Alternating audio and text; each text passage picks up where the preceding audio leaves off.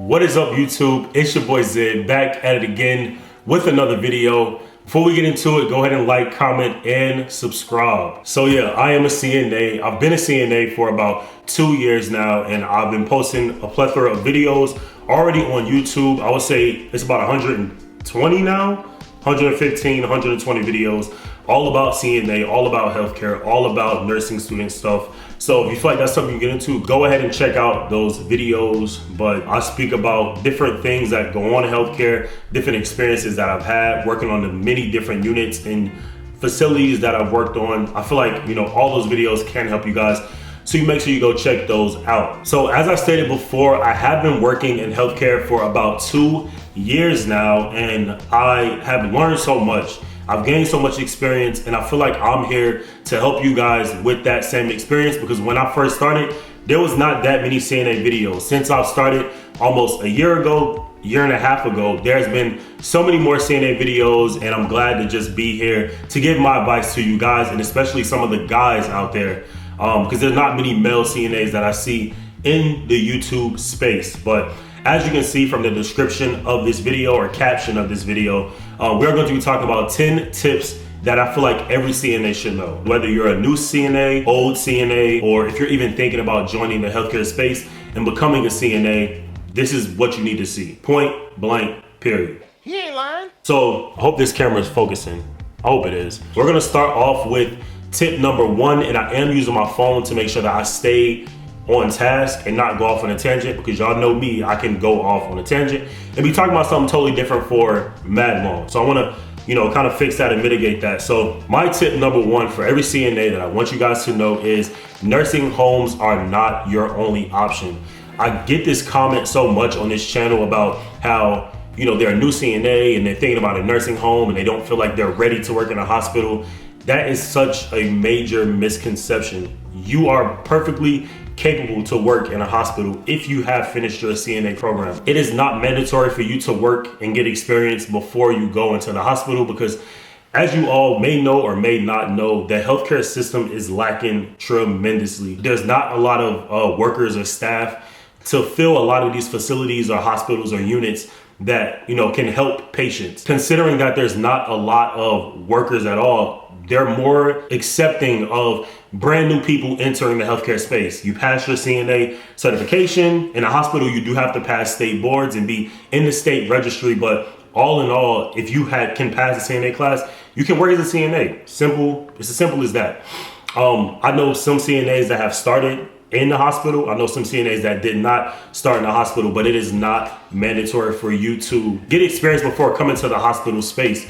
The hospital has 50 to 60 different units you can work on. I've worked on, I want to say maybe around 10. I've been in the ED. I've been in the cardiac unit. I've been in the neuro unit. I've been to a renal unit, oncology, pulmonary. It doesn't really matter if you have experience or not. Granted, experience does help, but it doesn't matter if you have experience or not when working on these units, because you're a CNA. You're not specifically a nurse yet. I don't know if you're going to be a nurse, but you're not specifically a nurse yet. You can work on any facility that you want to. And it's as simple as just applying, getting an interview, finding a unit that might like you. I had like 3 different options. I could have worked in a rehab unit and ortho unit, but I just decided to do neuro because I didn't know any better. And I'm glad that I did get that experience, but don't get wrapped up in you gotta have experience to work in a hospital, because that is not true. My second tip is do not be afraid to ask for help. Don't be afraid to ask questions. I'm a talkative person. I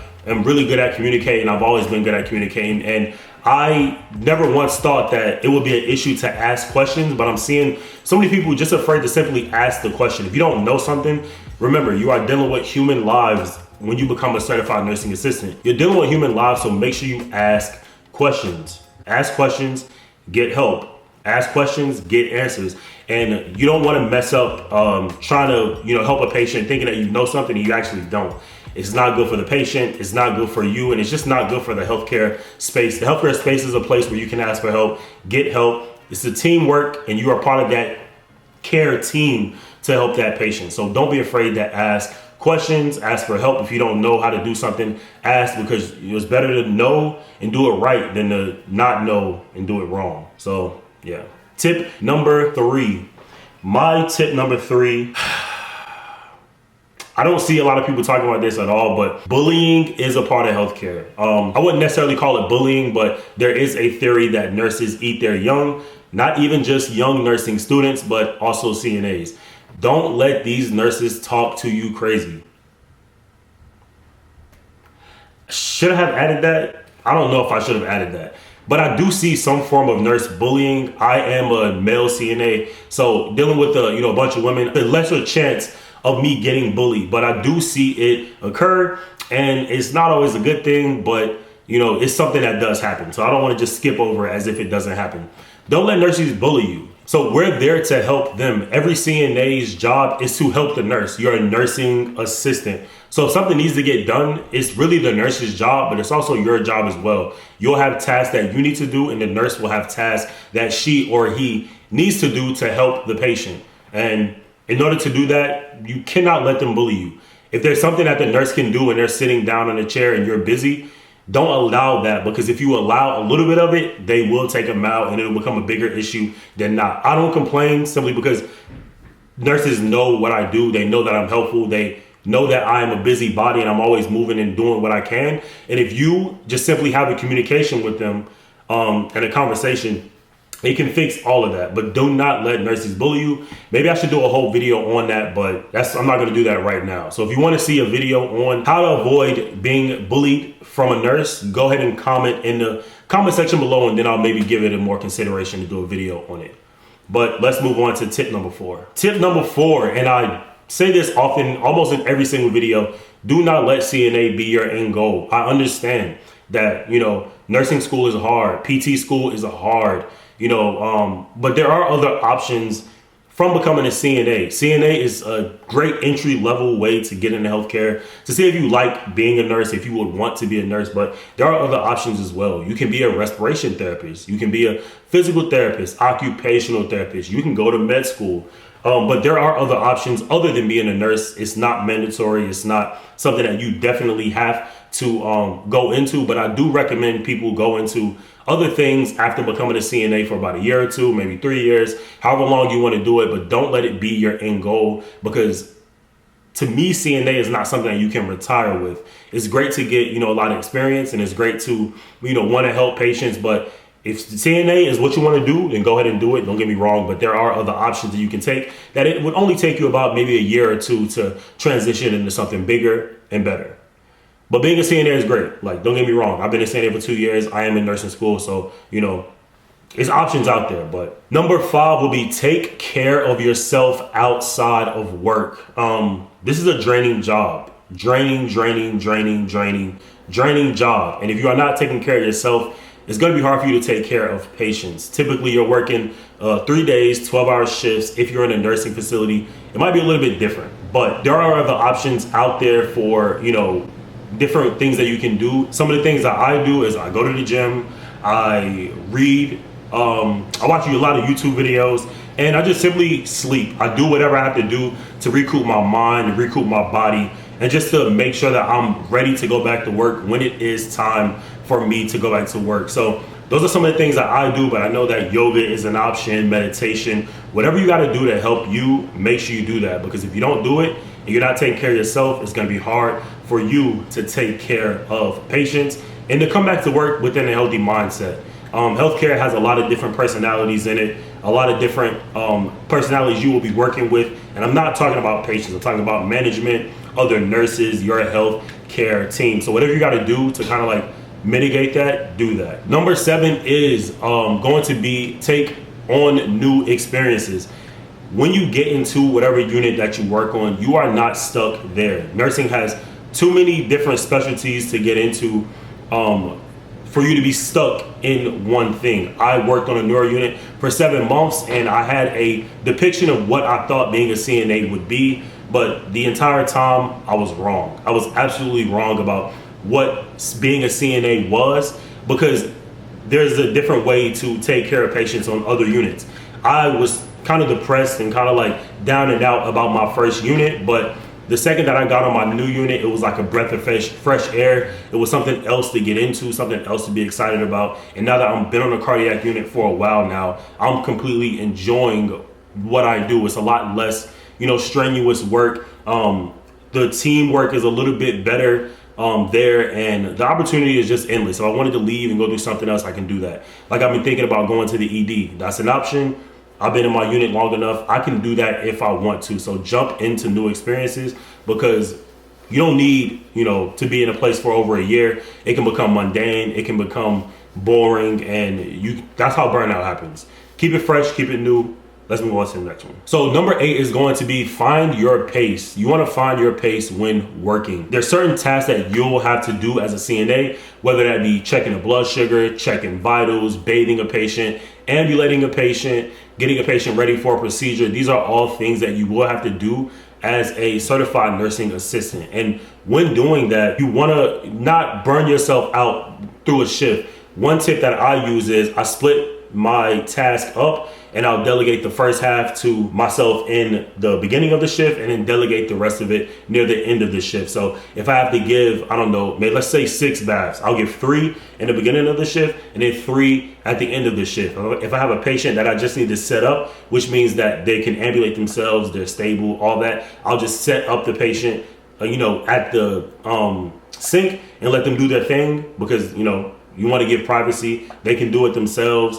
If it's a woman, they can do it themselves because they wouldn't want a male tech. And there's also male patients that don't want women to be present when they bathe themselves. So there's a bunch of different ways you can go about it, but delegating some tasks to the beginning of the shift, and then the rest to the end of the shift can make your shift easier. I know some techs that do all of their tasks at the end of the shift, and I know some techs that do all of their tasks at the beginning of the shift. As long as it's done within that 12-hour period, you're doing your job. So make sure you find your pace, and the more that you work and the more that you get your feet wet in this field, you will find your pace. Okay, so my last and final tip is going to be to remember that you need to be kind when dealing in healthcare. A lot of these patients are going through a lot. They can be, preparing for a procedure, fresh off of a heart attack, fresh off of a stroke. It can be a lot for them, and it can be a lot for their family.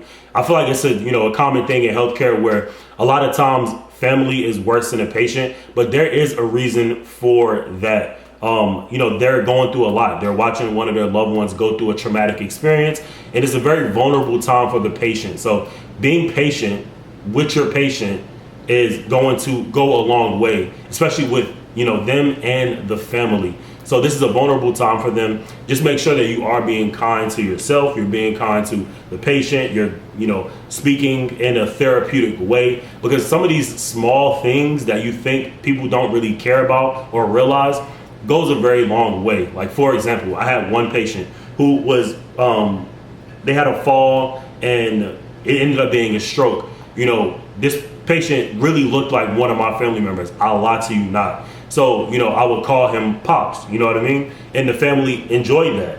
You're not supposed to do certain things, but this man he was fine with me calling him Pops because he had a grandson, but I think the grandson might have lived far. So to make the patient feel better, I called him Pops. I let him listen to his music. He listened to like Jamaican music. So I cut on Jamaican music throughout the night to help him sleep better. And the family really, really appreciated that so much that they went to the charge nurse, which then went to the supervisor and let him know, hey, this is something that this tech did for my, loved one.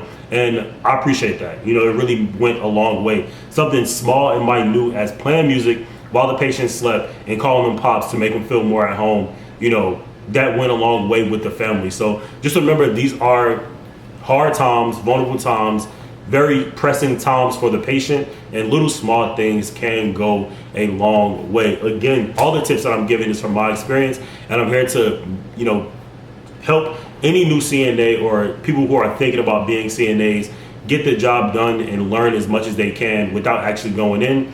Because if I would have known all of this before I started, it would have made my time a lot easier. So that's what this channel is here for. So if you made it this far, go ahead and comment, go ahead and like, go ahead and subscribe. I appreciate you guys for getting me to 4K subs. Let's go. And I will keep posting videos for y'all. I've been doing a lot of vlogs, so go check those out. But I'm back with educational content, and I got a lot more coming. So that's all I got for y'all in this video. Okay. And I will see you on the next one. All right. Peace.